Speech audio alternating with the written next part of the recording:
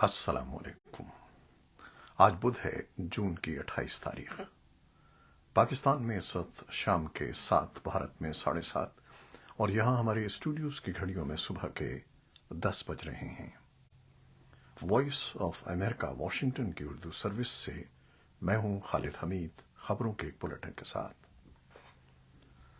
سعودی عرب سمیت مختلف ممالک میں آج بدھ کے روز عید الاضحیٰ منائی جا رہی ہے۔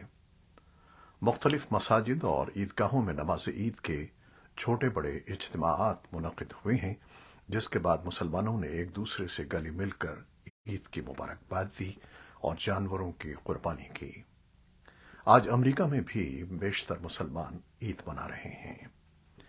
عید کے اس موقع پر ہم آپ کو مبارکباد دیتے ہوئے نیک خواہشات کا اظہار کرتے ہوئے خبروں کا آغاز کرتے ہیں۔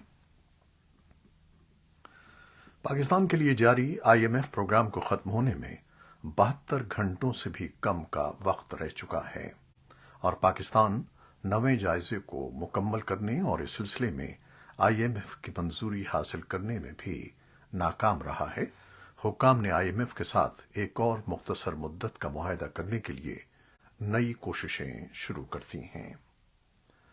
وزارت خزانہ کے اہلکار نے نام ظاہر نہ کرنے کی شرط پر وائس آف امریکہ کو بتایا کہ پاکستان 6 ماہ کے نئے معاہدے کی امید کر رہا ہے، جو فنڈ سے $2.5 ارب کا نیا قرضہ حاصل کرنے کی راہ ہموار کرے گا۔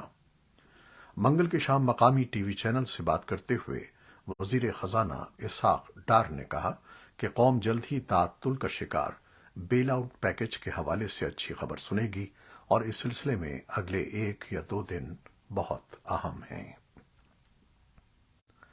امریکہ نے سابق وزیر اعظم عمران خان کے سائفر کے حوالے سے بیانیے کو ایک بار پھر مسترد کر دیا ہے۔ گزشتہ ہفتے عمران خان نے Voice of America Urdu service کو دیے گئے ایک انٹرویو میں ایک بار پھر دعویٰ کیا تھا کہ انہوں نے جو باتیں کیں وہ بالکل حقیقت پر مبنی ہیں۔ سائفر ایک حقیقت ہے۔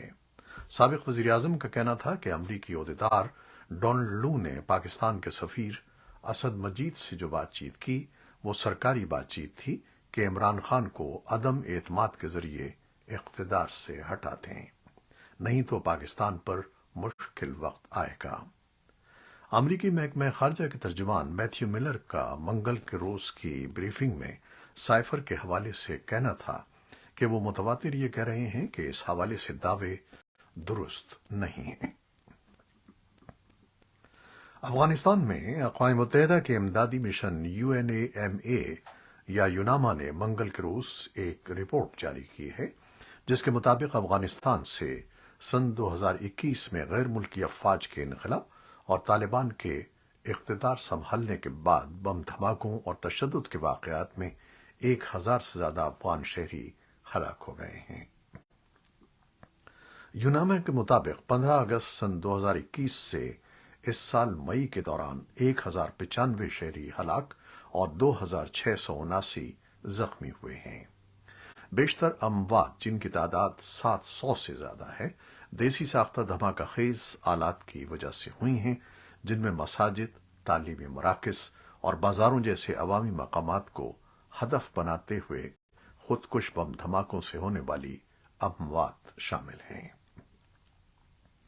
کابل میں آج بدھ کو سخت حفاظتی اقدامات میں عید الاضحیٰ منائی گئی۔ عید کے پہلے روز کچھ صوبے سیلاب سے متاثر ہوئے، جس کے نتیجے میں کم از کم 5 افراد ہلاک اور 2 زخمی ہو گئے۔ طالبان کی وزارت برائے نقل و حمل اور ہوابازی نے اطلاع دی ہے کہ بدھ اور جمعرات کو افغانستان کے 15 صوبوں میں شدید بارشیں ہوئی ہیں۔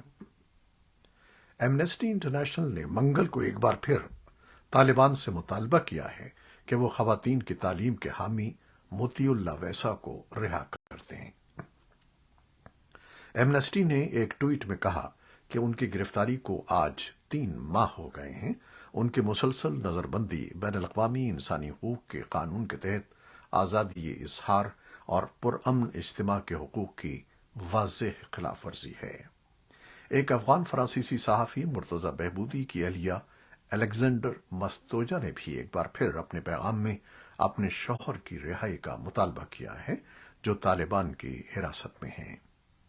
انہوں نے ایک ٹویٹ میں کہا کہ وہ گزشتہ 6 ماہ سے طالبان کی حراست میں ہیں اور ان کے بارے میں کچھ معلوم نہیں ہے، انہیں فوری رہا کیا جائے۔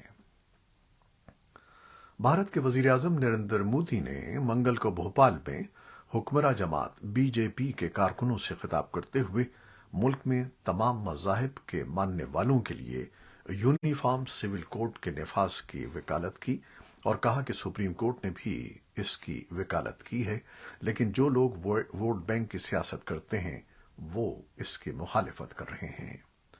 انہوں نے الزام لگایا کہ حزب اختلاف کی جماعتیں یونیفارم سول کوڈ کے معاملے پر مسلمانوں کو بھڑکا رہی ہیں۔ حزب اختلاف کی جماعتوں اور مسلم تنظیموں نے وزیر اعظم کی تقریر پر شدید رد عمل ظاہر کیا اور ان پر عوام کو مذہب کی بنیاد پر تقسیم کرنے کا الزام عائد کیا۔ مسلمانوں کے متحدہ پلیٹ فارم آل انڈیا مسلم پرسنل لا بورڈ، جمعیت علماء ہند، جماعت اسلامی ہند اور دیگر تنظیموں نے بھی ان کے بیان کی مخالفت کی ہے۔ اس سلسلے میں مسلم پرسنل لا بورڈ کی میٹنگ میں قانونی ماہرین سے مشورے کی بنیاد پر حکمت عملی تیار کرنے کا فیصلہ کیا گیا ہے، جبکہ بی جے پی نے اپوزیشن پر تنقید کرتے ہوئے یو سی سی کو ملک کے لیے ضروری قرار دیا ہے۔ صدر جو بائیڈن کی سن 2024 کی دوبارہ انتخابی مہم سے پہلے وائٹ ہاؤس بائیڈنامکس کی اصطلاح کو فروغ دے رہا ہے تاکہ یہ ثابت کیا جا سکے کہ ان کی پالیسیاں مہنگائی پر قابو پانے، بے روزگاری کو کم کرنے اور معیشت کو بہتر کرنے کی امید میں کامیاب ہوئی ہیں۔ وائٹ ہاؤس کی نیشنل اکنامک کونسل کی ڈائریکٹر لیل برنارڈ نے منگل کو ایک نیوز بریفنگ کے دوران کہا کہ افرادی قوت میں پچھلے 15 سالوں کے مقابلے میں اضافہ ہوا ہے اور مہنگائی مسلسل 11 ماہ سے کم ہو رہی ہے۔ انہوں نے کہا کہ فروری سن 2021 میں بائیڈن کے اقتدار سنبھالنے کے بعد سے 13 ملین سے زیادہ ملازمتیں پیدا ہوئی ہیں اور بے روزگاری کی شرح فروری سے اب تک 4% سے کم ہے۔ یوکرینی حکام نے بدھ کو بتایا ہے کہ کرامرسک شہر پر روسی میزائل حملے میں کم از کم 9 افراد ہلاک اور 50 سے زائد زخمی ہو گئے ہیں۔ کرامرسک اگلے مورچوں کے مغرب میں واقع ہے، جہاں مشرقی یوکرین کے دونیتسک صوبے میں لڑائی جاری ہے۔ اپریل سن 2022 میں شہر کے ریلوے اسٹیشن پر روسی حملے میں 63 افراد ہلاک ہو گئے تھے۔ یوکرین نے منگل کو کریمنچوک میں بھی روسی میزائل حملے کی اطلاع دی ہے، جس میں ایک شاپنگ مال میں کم از کم 20 افراد ہلاک ہو گئے ہیں۔ امریکہ نے متحدہ عرب امارات، وسطی افریقی جمہوریہ اور روس کی کمپنیوں پر روس کے واگنر گروپ کے کرائے کے جنگجوؤں کی مالی معاونت کے لیے سونے کے غیر قانونی سودوں میں ملوث ہونے کا الزام لگایا ہے۔ امریکی محکمہ خزانہ نے ایک بیان میں کہا ہے کہ اس نے واگنر اور اس کے رہنما یوگینی پریگوزن سے منسلک 4 کمپنیوں پر پابندی عائد کی ہے، جنہوں نے مبینہ طور پر یوکرین میں لڑنے والے نیم فوجی دستوں کو ادائیگی کرنے اور افریقہ میں روسی مفادات کی حمایت میں آپریشن میں مدد کی تھی۔ محکمہ خارجہ نے کہا کہ ان پابندیوں کا اس بغاوت سے کوئی تعلق نہیں ہے جو واگنر گروپ نے پچھلے ہفتے روس کے صدر ولادیمیر پوٹن اور ماسکو کی دفاعی قیادت کے خلاف کی تھی۔ واگنر گروپ نے امریکہ کے اقدام پر کوئی موقف نہیں دیا ہے۔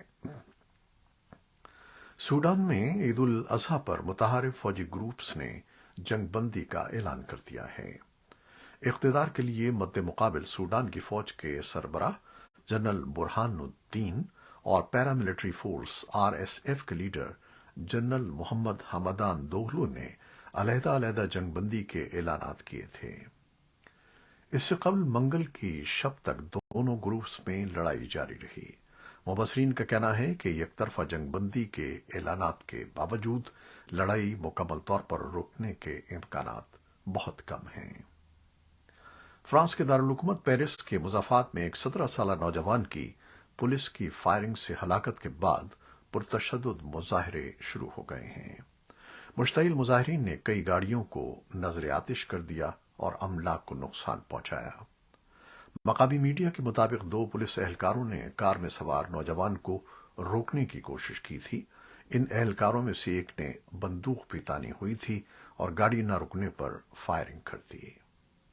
پروسیکیوٹر آفس کا کہنا ہے کہ نوجوان رینٹل کار پر سوار تھا اور پولیس اہلکاروں نے اسے ٹریفک قواعد کی متعدد خلاف ورزیوں پر روکنے کی کوشش کی تھی۔ امریکہ کی ریاست ٹیکساس میں گزشتہ 3 ہفتوں کے دوران درجہ حرارت ریکارڈ سطح پر بلند رہا۔ ماہرین کے مطابق ٹیکساس میں درجہ حرارت 48 ڈگری سینٹی گریڈ تک پہنچ سکتا ہے۔ گرمی کی یہ شدید لہر ٹیکساس تک محدود نہیں ہے، بلکہ امریکہ کے جنوبی ریاستوں میں بسنے والے تقریباً 4.5 کروڑ افراد شدید گرمی کا سامنا کر رہے ہیں۔ حکام نے گرمی کی لہر سے نمٹنے کے لیے احتیاطی تدابیر اور ضروری ہدایات جاری کر دی ہیں۔ امریکہ میں ایک سرکاری ادارے نے اپنی رپورٹ میں کہا ہے کہ ممکنہ طور پر حکومت کے کووڈ-19 ریلیف پروگرام میں $200 ارب کی خرد برد ہوئی ہے۔ یہ رپورٹ چھوٹے کاروباری اداروں کی معاونت کے سرکاری ادارے U S small business administration SBA نے جاری کی ہے۔ منگل کو جاری ہونے والی رپورٹ میں کہا گیا ہے کہ حکومت کے اکنامک انجری ڈیزاسٹر لون اور پے چیک پروٹیکشن پروگرام اسکیم کے 17% فنڈ ممکنہ طور پر دھوکہ دہی کرنے والے عناصر میں تقسیم کیے گئے۔ ان 2 پروگرامز کے لیے SBA نے لگ بھگ $12 کھرب تقسیم کیے تھے۔ یہ تھی وہ خبریں جو ہم نے آپ کے لیے فیس بک پر پیش کی۔ ہماری ویب سائٹ، یوٹیوب اور پوڈ کاسٹ پر یہ بلیٹن آپ کے لیے پوسٹ کر دیا جاتا ہے۔ آپ ہمارے بلیٹن کو شیئر کرتے ہیں اور اپنے کمنٹس میں اپنی محبتوں دعاؤں کا اظہار کرتے ہیں، جس کے لیے ہم آپ کے بے حد ممنون ہیں۔ ان کاوشوں کو، محبتوں کو جاری رکھیے گا۔ ایک بار پھر آپ سب کو عید کی مبارکباد۔ خالد حمید کو بہجت جیلانی نیوز ایڈیٹر کے ساتھ اجازت دیجیے گا۔ اللہ حافظ۔